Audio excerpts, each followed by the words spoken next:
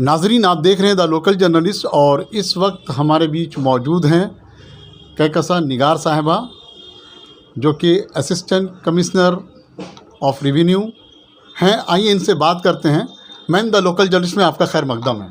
बहुत बहुत शुक्रिया। मैम, एक सच्चे ख्वाब की ताबीर, एक बड़ी कामयाबी, क्या कहना चाहेंगे?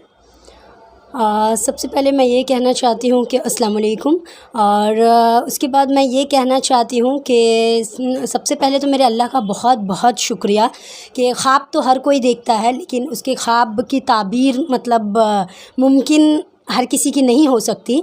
और मैंने जो ख्वाब देखा, अल्लाह ने मुझे उसमें कामयाबी अता की और मुझे उस चीज़ को हकीकत बनाकर मुझे उससे नवाजा। तो बहुत बहुत शुक्रिया मेरे अल्लाह का।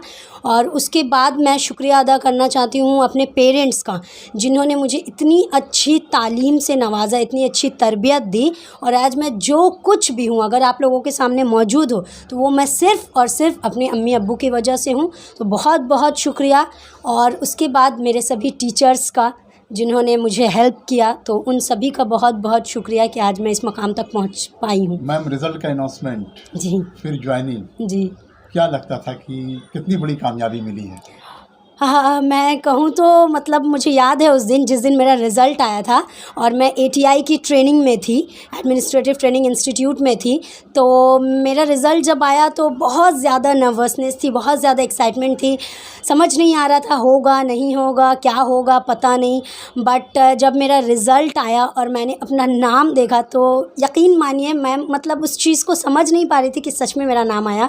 फिर मैंने सबसे पहले अपनी अम्मी से फ़ोन करके उन्हें बताया कि मेरा नाम आ गया है। तो उन्हें इस कदर मतलब यकीन नहीं आ रहा था और ख़ुशी इतनी ज़्यादा थी कि उनके चेहरे की खुशी और उनकी आवाज़ सुनकर मुझे लगा कि मैंने इस दुनिया में सबसे बड़ी कामयाबी हासिल कर ली। मैम, मेरा एक अगला सवाल होगा, चूँकि एक मुस्लिम कम्युनिटी से आप आती हैं, जी, यहाँ बहुत सारे हिजाब की पाबंदियाँ हैं, बहुत सारी बातें हैं, और लोगों का एक परसेप्शन रहा है कि मुस्लिम कम्युनिटी की बच्ची जो हिजाब में रहकर इतनी बड़ी पोस्ट हासिल कर ली। तो मैम, क्या प्लानिंग रहा आपकी, क्या जहन में चल रही थी बात? मुझे बस ये था कि मतलब ये हमारा इंडिया है, यहाँ हमें बहुत सेक्युलर कंट्री है और हम लोग हर किसी को अपने अपने इसकी इजाज़त है। तो मुझे लगता था, ये देखिए, ये अपना पर्सनल ओपिनियन है और मुझे लगता है कि मैं इस चीज़ के साथ ही हर जगह आगे बढ़ना चाहती हूँ और मैं अपने इस चीज़ को मेंटेन, तो मुझे कहीं भी दिक्कत नहीं आई इस चीज़ के लिए। मैंने हर जगह फॉलो किया, मैंने ट्रेनिंग भी ऐसे ही जाकर किया, तो मुझे कहीं किसी किस्म की दिक्कत नहीं पेश आई। मैम, WBCS एग्जीक्यूटिव की तैयारी कितना टफ होता है मैम, ये बताएं, ताकि आने वाले जनरेशन के बच्चे बच्चियों को भी तैयारी करने में आसानियाँ हों। जी, जी। देखिए, WBCS West Bengal civil services West Bengal का सबसे बड़ा इम्तिहान माना जाता है और हम लोग यहाँ कम्पीट करते हैं ग्रुप A सर्विसेज के लिए, ग्रुप B सर्विसेज के लिए, जो कि पुलिस सर्विस है, इसके लिए हम कम्पीट करते हैं। तो सबसे पहले, क्योंकि हम सिविल सर्विसेज में जाना चाहते हैं, we are going to work for the welfare of the people. So हमें सबसे पहले इस मेंटालिटी के साथ आना पड़ता है कि हम जो चीज़ कर रहे हैं, जो चीज़ सीख रहे हैं, उसको हम आगे चल के इम्प्लीमेंट करेंगे और अपने स्टेट में गवर्नमेंट की मदद करेंगे। तो बिल्कुल ये एग्ज़ाम मुश्किल है, ऐसा नहीं है कि आसान है, लेकिन मैं कहती हूँ कि वो बच्चे जो इसमें बहुत ज़्यादा फोकस्ड है, कॉन्सेंट्रेट करते हैं और उन्हें कोई भी मतलब परेशानी आती रहती हैं, आप जानते ही हैं, लेकिन अगर वो फोकस्ड है और अपना दिन रात उसमें लगा रहे हैं, तो मुझे लगता है कामयाबी बहुत जल्दी उन्हें मिल ही जाती है। मैम, प्रिपरेशन के लिए क्या टाइम स्लॉट होता है, क्या प्लानिंग होती है सुबह से लेकर शाम तक, इन बिटवीन? जैसे सुबह 6 से 2 6 बजे से लेकर 8 बजे तक आप तैयारी की, 2-2 घंटे की या 1-1 घंटे की, किस तरह से प्लानिंग रही आप ये बताएं। अच्छा, मैंने जिस हिसाब से प्रिपरेशन किया, एक्चुअली मेरा मतलब एम था, क्योंकि मुझे मतलब गवर्नमेंट जॉब में आना है और मैं इससे पहले भी एक सर्विसेज करती थी, लेकिन वेस्ट बंगाल सिविल सर्विसेज के लिए जब मैं प्रिपरेशन कर रही थी, तो मॉर्निंग में मैं उठकर सबसे पहले पढ़ाई करती थी, उसके बाद मैं थोड़ा बहुत ब्रेकफास्ट करती थी, फिर मैं उसमें 1-2 घंटे, मतलब मैं 2-2 घंटे के ड्यूरेशन में पढ़ती थी, मैं 2 घंटे लर्न करती थी, फिर उसके बाद मैं उसको रिवाइज़ करती थी, उसके बाद फिर दोपहर में मैं उसी चीज़ का टेस्ट देती थी। मॉक टेस्ट बहुत ज़्यादा ज़रूरी होता है। फिर मैं शाम में जाकर फिर मैं दूसरे सब्जेक्ट पे फोकस करती थी और रात में जाकर मैं फ्रेंड्स के साथ उसको शेयर करती थी कि मैं आपको सुना रही हूँ, आप मुझे सुनाएं। तो इससे क्या होता है, रिवीजन भी हो जाता है और आपका प्रिपरेशन। तो मुझे ये लगा कि मेरे लिए कभी भी छुट्टी नहीं है, जब तक मुझे एग्ज़ाम नहीं निकाल लेना, मेरे लिए कोई छुट्टी नहीं, कोई पार्टी नहीं, कोई ओकेज़न नहीं। मैंने हर दिन पढ़ाई की है अल्हम्दुलिल्लाह, और मैं चाहती थी कि मैं इतनी मेहनत करूं कि मेरे जो घर में भाई बहन है वो लोग भी देखें कि कामयाबी मेहनत करने से ही हासिल होती है। तो मैंने कोई भी एक टाइमलाइन नहीं रखा कि मैं 5 घंटे पढ़ूंगी, 6 घंटे पढ़ूंगी, नहीं, मतलब मैं बहुत ज़्यादा टाइम, बस मुझे जब मन करता था मैं पढ़ती ही रहती थी। मैम एक सवाल होगा मेरा, जी। चूँकि एक सवाल उठता है यहाँ पे स्टडी मटेरियल्स, जी। जो कि बहुत ही ज़रूरी होता है। जी।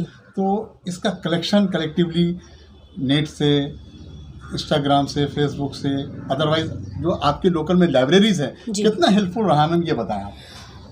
सबसे पहले मैंने बहुत सारे बुक्स ख़रीदे हैं, और इनफैक्ट मैंने सारे बुक्स खुद ख़रीदे भी नहीं हैं, मैंने दोस्तों के साथ शेयर कर करके हम लोगों ने बुक्स में पढ़ाई की है। और उसके बाद एक बुक हम ख़रीदते थे, 4 बुक ख़रीदे थे, 4 फ्रेंड्स होते थे, फिर हम उसको क्या ये करते थे, क्योंकि हम लोग मिडिल क्लास से आते हैं तो हमारे पास इतने ये सोर्सेज नहीं थे, रिसोर्सेज भी नहीं थे। और उसके बाद स्टडी मटेरियल्स में मोबाइल से मुझे बहुत हेल्प मिला है, जैसे कि कुछ आपके टेस्ट देने के, मॉक टेस्ट देने के ऐप्स वगैरह हैं, टेक्स्ट बुक है, बहुत सारे ऐप्स हैं। उसके बाद आपके वेबसाइट्स हैं जहाँ से मैं MCQs बहुत सारे पढ़ती थी, जैसे कि आप करंट अफेयर्स के लिए जीके दुनिया देख लेंगे, उसके बाद फिर आप वेस्ट बंगाल जीके टुडे देख लेंगे, ये सारी है। और उसके बाद मटेरियल्स क्या है ना, मैं खुद बुक से पढ़ती थी और मैं अपने से नोट्स बनाती थी, अपने सारे नोट्स मैं खुद बनाती थी। हाँ, मैंने कुछ कोचिंग सेंटर्स में पढ़ाई की है, वहाँ से मुझे कुछ नोट्स प्रोवाइड हुए। अल्टीमेटली मैं अपनी कॉपी में खुद जो याद करती थी उसको लिखती थी और उसी को रिवाइज़ करती थी एग्ज़ाम में जाने से पहले। मैम जिस तरह से अभी देखा गया है कि कुछ दिन कबल ही मध्य बुर्ज हिंदुस्तानी लाइब्रेरी की जानिब से जो बच्चे कामयाब हुए हैं और उनको फेलिसिटेट किया गया, तो क्या कहना चाहेंगी मध्य बुर्ज हिंदुस्तानी लाइब्रेरी की एक छोटी सी कोशिश की उस लाइब्रेरी में बच्चों के लिए जो है कोचिंग का एहतमाम किया जा रहा है, ताकि बच्चे WBCS की वहाँ पर तैयारी कर सके जो मिडिल क्लास घरानों से आते। तो कैसा निगार क्या कहना चाहेंगे ऐसे मौके पर? मैं ये कहना चाहूँगी इसकी सबसे पहले तो मैं बहुत मुबारकबाद देती हूँ हिंदुस्तानी लाइब्रेरी को, जिन्होंने ये इनिशिएटिव उठाया। और उन्होंने मतलब वहाँ मैंने देखी हैं काफ़ी सारे बुक्स है, वहाँ काफ़ी सारे बुक्स का कलेक्शन है अच्छा। तो ये एक बहुत अच्छा स्टेप्स है, क्योंकि मिडिल क्लास से जो बच्चे आते हैं, जैसे कि हम लोगों ने भी पढ़ाई किया है, तो इतनी सारे बुक्स होते हैं ना कि हर किसी को आप ख़रीदने के लिए फिर आपको लगेगा अगर आप पढ़ नहीं पा रहे तो वो ज़ाया हो जाएगा। तो इसलिए लाइब्रेरी एक ऐसी जगह है, हिंदुस्तानी लाइब्रेरी, जहाँ मैंने देखा है बहुत सारी कलेक्शन से बुक्स के, तो आपको वो चीज़ फाइनेंशियली भी एक तरह से हेल्प करेगी कि अगर आपके पास पैसे नहीं है, कुछ बच्चे ऐसे हैं जो कि सीरियस हैं, वहाँ से वो जाकर बुक्स ले सकते हैं। उसके बाद मैंने देखा है कि WBCS प्रीलिम्स का भी क्लासेस वहाँ इनिशिएट किया गया है, तो बहुत मुबारकबाद। और मैं चाहती हूँ कि वहाँ बच्चे सीरियसली पढ़ाई करें और वहाँ से कामयाबी हासिल करें, ताकि मटिया बुर्ज का, पूरे मटिया बुर्ज का नाम रोशन हो। कैसा निगार साहिबा, जिस तरह से मटिया बुर्ज हिंदुस्तानी लाइब्रेरी ने पहल की है, तो और भी शहर कोलकाता में जो मुस्लिम इलाके हैं, तो उन इलाके के अदारों से क्या मैसेज देना चाहेंगी आप, क्या पैगाम देना चाहेंगी? सबसे पहले तो मैं ये बोलना चाहूँगी कि हमारे हर लोकेलिटी में बहुत सारे सीरियस स्टूडेंट्स हैं, बट क्योंकि उन्हें प्रॉपर गाइडेंस नहीं मिल पाती, ड्यू टू विच उनका क्या होता है, कॉन्फिडेंस लो हो जाता है और वो चीज़ वो हासिल नहीं कर पाते। लेकिन आजकल के टाइम में आप देखेंगे जब वो कुछ लोगों से मिलते हैं जो कि ऑफिसर्स हो गए हैं, तो वो बहुत ज़्यादा इंस्पायर्ड हो जाते हैं। तो मैं चाहती हूँ ऐसे हर मुस्लिम और हर इलाके में जहाँ पे स्टूडेंट सीरियस हैं, वहाँ ऐसे कुछ इदारे खोले जाएँ जहाँ पे लोगों को, मतलब स्टूडेंट्स को हेल्प किया जाए, उन्हें गाइडेंस दी जाए, उन्हें बुक्स की तरह किसी तरह से हेल्प की जाए, ताकि वो लेकर और वो भी जाने, अवेयरनेस आए उनमें कि ऐसा नहीं है कि गवर्नमेंट सर्विसेज पाना मुश्किल है। क्योंकि देखिए हम इंसान हैं ना, अल्लाह ने हमें अशरफुल मखलूक़ात बनाया है, तो हम जो चीज़ चाहे वो हम हासिल कर सकते हैं। ज़रूरत है तो आपका यकीन अल्लाह पे और आपकी मेहनत, अगर वो होगा तो मैं चाहती हूँ कि हर ऐसे अदारे में, हर जगह, छोटी जगह पे बच्चों को प्रमोट किया, मतलब ये किया जाए, प्रॉपर गाइडेंस दी जाए। जो लोग बन चुके हैं वो जाकर थोड़ा इंस्पायर करें, वहाँ मोटिवेट करें, ताकि वो लोग भी, आज अगर हमारे यहाँ तादाद 5 WBCS ऑफिसर की है, तो कल को वो 10 हो, 20 हो, 50 हो। आने वाले दिनों में जो बच्चे कमिंग सेशन में एग्ज़ाम देने वाले हैं, जो बच्चियां देने वाली हैं, उनके लिए कैसा निगार का क्या मैसेज होगा, ये बताएं।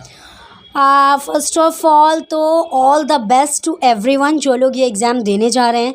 सेकेंड थिंग मैं ये बोलना चाहती हूँ कि उनके पास बहुत कम टाइम है, जैसे कि मैंने सुना है दिसंबर में the exam is going to be begin. तो मैं चाहती हूँ कि एग्ज़ाम से पहले वो और कुछ नया ना पढ़ें, जिनकी तैयारी ऑलमोस्ट हो चुकी है वो रिवाइज़ करें, पिछली चीज़ों को रिवाइज़ करें, ज़्यादा से ज़्यादा मॉक टेस्ट दें, करंट अफेयर्स के लिए थोड़े न्यूज़पेपर्स पे फोकस करें और कंसंट्रेट करें स्टडीज़ पर। बाकी सारी चीज़ों को साइड में रखें और टॉप मोस्ट प्रायोरिटी इस एग्ज़ाम को बनाएं, क्योंकि अगर आज आप अपने एग्ज़ाम को और ख़ुद को टॉप मोस्ट प्रायोरिटी नहीं देंगे तो कल को कोई आपको WBCS ऑफिसर बनने के बाद आपको प्रायोरिटी नहीं देगा।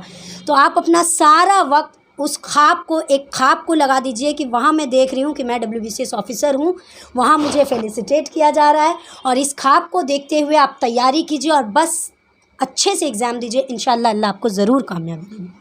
तो नाज़रीन, आप देख रहे हैं द लोकल जर्नलिस्ट की एजुकेशन सेगमेंट, जहां द लोकल जर्नलिस्ट की हर मुमकिन कोशिश कि कम्युनिटी के बच्चे बच्चियां ज़्यादा से ज़्यादा तालीम हासिल करें और आला से आला मकाम पर फैज़याब हों।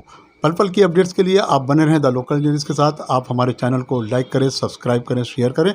नाज़रीन, मैं एक बात बताता चलूँ, द लोकल जर्नलिस्ट चैनल की हर मुमकिन कोशिश होती है कि हर वो मुद्दा जो कि कम्युनिटी से जुड़ा हुआ हो और ज़मीनी सतह से जुड़ा हो वो आप तक पहुंचाने की कोशिश करती है।